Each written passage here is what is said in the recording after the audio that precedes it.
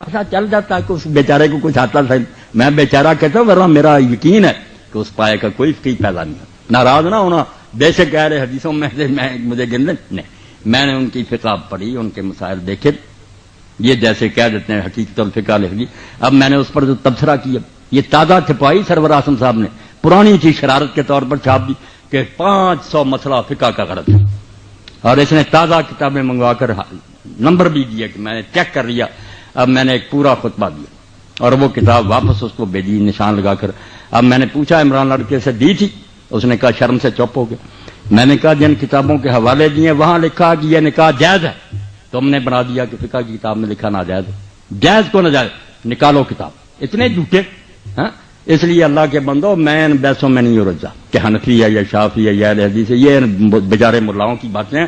میری بات آپ نے سن لی، میری سطح بہت بلند ہے، میں نے ان لوگوں کو پڑھا ہے، ایمانداری سے پڑھا، اور ان کے اصل دفتر میں نے کنگالے کہ شیعہ کہاں سے چلے اور ان کے علم کیا. میں اللہ کو گواہ کر کے کہتا ہوں کہ ان میں بڑے بڑے فاضل پیدا ہوئے، ان کے پائے کا ایک بھی نہیں آپ دکھا سکتے. باقی صحابہ کو برا کہتے ہیں جو انہیں پتا چلا، کہنا ہی ہے نا، جنہیں پتا چلا کہ فاطمہ کو مارا حضرت عمر نے، ان کے بازو توڑا اور ان کے بچہ پیٹ سے گرایا، وہ کیوں نہ برا کرتے. اب یہ صحیح ہے یہ غلط، روتے رہے آپ، کتابوں میں لکھا. آپ کہیں گے اس کی سند ضعیف ہے، وہ کہتے ہیں کہ ہمیں اعتبار کتابوں میں راویوں نے میرے بھائیوں لکھ لیا سب کچھ، اب شیعہ اس سے جان نہیں چھڑا سکتے. وہ کہتے ہیں وہی عمر ہے جس نے حضور کو کاغذ قلم نہیں دیا. آپ نے آخر وقت کہا لاؤ میں تحریر لکھ دوں، نکالو. وہ کہتے ہیں اپنی بخاری 6 جگہ لکھا گیا. اللہ کے نبی نے آخر وقت کہا لے آؤ سامان، میں ایسی چیز لکھوا دوں میرے بعد گمراہ نہ ہو. کس نے اٹھ کر کہا کہ ہم نہیں لکھوائیں گے؟ حضرت عمر نے کہا کہ قرآن کافی ہے، ہمیں نہیں حضور کی تحریر چاہیے. کہتے ہیں اس کو کہتے ہیں حضرت اللہ کے رسول کی وصیت نہیں لکھنے دی. اب بات ذرا نہ آپ کھلوائیں، بس جو بات آپ کو سمجھا دی نا کہ ہر شخص بیچارہ پھنسا ہوا، وہ کچھ نہیں غریب کر سکتا. جو کسی نے پڑھ لیا اس کے دل میں بیٹھ گیا. یہ نہ کافر ہیں نہ بے دین ہے، رسول اللہ کے دیوانے ہیں. اب جن غریبوں کو سمجھ آئی کہ انہوں نے حضور کے خاندان سے بعد میں بڑا ظلم کیا، بی بی فاطمہ روتی ہے ان کے ہاتھ سے مری، وہ کیوں نہ برا کہیں ابو بکر اور عمر کو. جن کو پتا چلا نہیں وہ تو اچھا سلوک کرتے، وہ غریب کہتے ہیں ان کی عزت کریں. یہ بیچارے بعد میں جو ہم پیدا ہوئے ہمارے بس میں کچھ نہیں ہے. لکھنے والے وہ بھی لکھ گئے، وہ علماء ان کو ممبروں پر سناتے ہیں کہ کون فاطمہ کے گھر پر آگ لے کر گیا تھا، جس نے دروازہ گرایا اور فاطمہ رضی اللہ عنہا کے پیٹ پر گرا اور ان کا بچہ گر گیا، اس صدمے سے مری. یہ کتابوں میں درج ہے کہ حضرت عمر نے یہ کام کیا. وہ کہتے ہیں اس عمر کو کہتے ہو کہ نیک کو. اب جو یہ سنیں گا آپ جل پر آسرا کے، وہ گالیاں نہیں دے گا تو اور کیا کریں. آپ کے علماء کریں گے یار یہ جھوٹی کہانیاں، وہ بھی سنی بات کہیں گے جھوٹی. موقع پر نہ وہ تھے نہ یہ تھے. لکھنے والوں نے ظلم بھی لکھ دیے، لکھنے والوں نے ان کے عدل بھی لکھ دی. بعد میں جو پیدا ہوئے غریب پڑھتے رہے، مگر یہ صبر کر جائیں، بالکل ایک دوسرے کو گلے لگا لیں کہ بھائی آپ نے جو سنا اس کو مانے، ہم نے جو سنا اس کو مانے. رسول اللہ کو تو سب مانتے ہیں، آؤ بھائی بن جائیں، مل کر رہیں. وہ بندے اچھے تھے یہ برے تھے، اللہ فیصلہ کرے گا. اس پر آ جائیں انشاءاللہ نا یہود نصارہ کچلے جائیں گے. اور اگر آپ نے یہ بحثیں چھڑی رکھی کوئی عالم مناظرے سے انہیں ختم نہیں کر سکتا. آپ آج سن لیں، میرا یہ ریکارڈ پہنچا دے، جو بندی ہو بریلی ہو شیعہ میدان میں آئے، مجھے لے جائیں انٹرنیٹ پر، یہ سارے گروہ بیٹھ لیں، میں اکیلا ہی ہوں گا، منوا دوں گا کہ سارے اپنی اپنی ذات پر سچی. یہ کتابیں نکال لو. اب جس شیعہ نے یہ سنا کہ عمر نے یہ ظلم کیا وہ کیسے نیک کہے گا؟ کرو بات انصاف. اور جو کہتا وہ اتنا نیک تھا وہ برا کیسے کہے گا؟ مگر کتابوں کا کون فیصلہ کرے کہ ان میں سے کون معتبر ہے؟ یعنی ہم کہیں گے ہماری معتبر ہے، وہ کہیں گے ہماری معتبر ہیں. سب کے حال تہجد گزار ولی روزے رکھنے والے بیچاروں نے جو سنا اس پر لگے ہوئے. خدا کے لیے اس بات کو سمجھنے کی کوشش کریں، جو سنا ہے لوگوں نے اس پر پھنسے ہوئے. کوئی بے دین نہیں مرنا چاہتا نہ کوئی برا. باقی جو پیٹ کی خاطر لڑا رہے ہیں نا ذاکر وغیرہ اور ادھر ہمارے ملا، یہ تو بیچارے ان کا دھندا ہے، ان کی بات نہیں. عالم اگر کھوائے وہ سامنے آئے، میں اس سے بات کروں گا. کیا نکالو اپنی کتابیں. یہ ہدایت سے بڑی کوئی کتاب آتی ہے؟ کیوں اس میں لکھا ہے کہ شیعوں کے ساتھ رشتہ داری جائز ہے؟ کیوں ان کے لکھا ہے کہ ان کے پیچھے نماز جائز؟ یہ شامی نکال لیں آپ. صاف لکھا کہ جو مفتی محمد شفیع رحمۃ اللہ علیہ دیوبندی، یہ تقی عثمانی کے والد سے امداد المفتی یہ نکال. اس میں جب لوگوں نے پوچھا کہ شیعوں سے رشتہ داری، انہوں نے کہا جو گاڑیاں بھی دیتے ہیں حضرت ابوبکر عمر کو، ان کو کوئی کافر نہیں کہہ سکتا. اور لکھا کہ جو خلاصۃ الفقہاء میں لکھا کہ یہ کافر ہے، قول مخالف للاجماع. یہ خود مفتی محمد شفیع صاحب نے کہ بالکل ردی قول ہے، گالیاں دینے سے کوئی کافر نہیں ہوتا. ایک بےہودگی کہہ سکتے ہیں کافر کیسے ہوگا؟ کافر ہوگا کوئی کمبخت جب یہ کہہ دے گا کہ اب میں محمد رسول اللہ کو نبی نہیں مانتا. یہ کلمہ پڑھ کر اسلام میں آیا تھا، نہ ابو بکر کا کلمہ پڑھ کر آیا تھا، نہ علی کا آیا تھا. یہ بعد میں آئے، حضور کا کلمہ پڑھا تھا. جس کمبخت نے اس میں شکدار کر لیا نا کہ اب مجھے یقین نہیں رہا، میں نہیں آپ کو نبی مانتا، کافر ہوگا. صرف وہ حرامی ہوگا باقی کافر نہیں ہوگا جتنا چاہے مناظرہ کرے. کافر کس سے ہو گیا؟ وہ رسول اللہ کو نہیں مانتا. نبی رسول اللہ یا علی نبی ابو بکر نبی؟ یہ نبی نہیں ہے، نبی کی امتی. حضور کو ماننا دین ہے. آپ کو ماننے سے نہ ہٹ جائے، بس اس کو قابو رکھے. پھر کوئی بات نہیں، جو سنی ہے بات سنتے رہو. آپ خود ہی صحابہ اللہ کو دے لو گے. رسول اللہ کو نہ چھوڑ دینا معاذ اللہ، اس سے نہ قدم پھسلنا ہے. جزاک اللہ جی.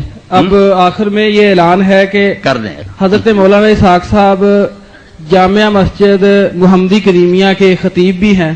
یہ محلہ جیلانی پورہ گلی نمبر 1 جال خانوں والا ستیانہ روڈ پر واقع ہے.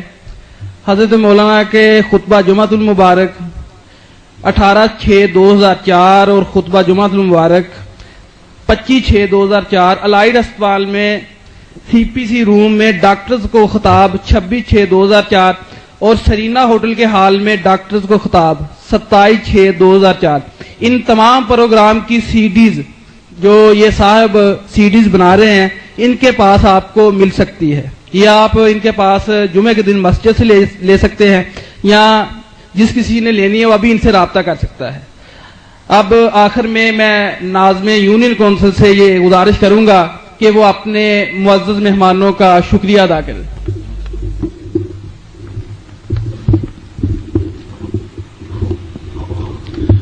نحمدہ ونصلی علی رسولہ الکریم. فاعوذ باللہ من الشیطان الرجیم. بسم اللہ الرحمن الرحیم. سب سے پہلے میں جناب مولانا محمد اسحاق صاحب کا شکریہ ادا کرتا ہوں کہ انہوں نے ہمارے محلہ کو یہ سعادت بخشی اور اتحاد بین المسلمین کا ایک ایسا درس دیا جو واقعی اسلام کی صحیح ترجمانی کرتا ہے. مجھے یہاں کہنا پڑے گا کہ علامہ اقبال حکیم الامت نے بھی اسی چیز کی ترجمانی کی ہے.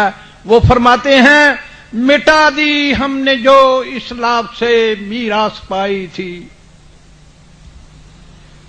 سریا سے زمین پر ہم کو آسمان دے مارا، بنائے تجھے اس قوم نے پالا ہے آگوش محبت میں، کچل ڈالا ہے جس نے پاؤں میں تاجے سرے دارا،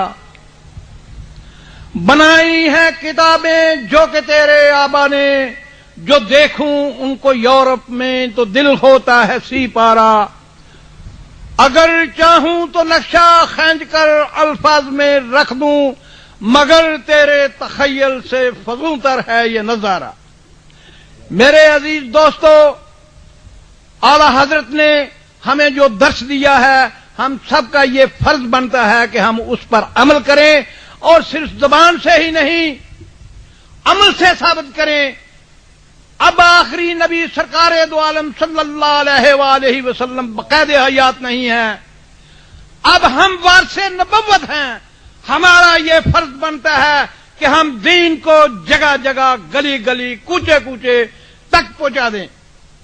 ماں باپ سے پوچھا جائے گا کہ انہوں نے اپنی اولاد کو صحیح دین کیوں نہیں بتایا، علماء سے پوچھا جائے گا انہوں نے عوام کو صحیح دین کیوں نہیں بچایا، حتیٰ کہ ہر اس شخص سے پوچھا جائے گا جس کو دین کی ایک بات بھی آتی ہے اس نے دوسرے کو کیوں نہیں بتائی.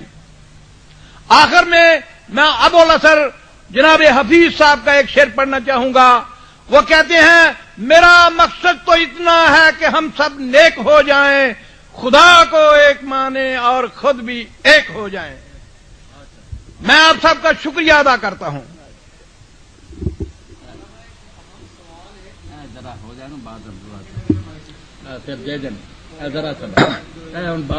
میں آپ سب کا شکریہ ادا کرتا ہوں کہ آپ اپنی گناگو مصیبات کو سے فارغ ہو کر یہاں پر تشریف لائے، اور یہ آپ کی بہت بڑی مہربانی ہے. میں یہ سمجھتا ہوں یہ بھی ایک تحصیل علم کا ایک سلسلہ ہے جو کہ یہاں شروع کیا ہوا ہے، اور اللہ علامہ صاحب کو عمر دراز عطا فرمائے کہ وہ ہم سب کی رہنمائی فرماتے رہیں. شکریہ.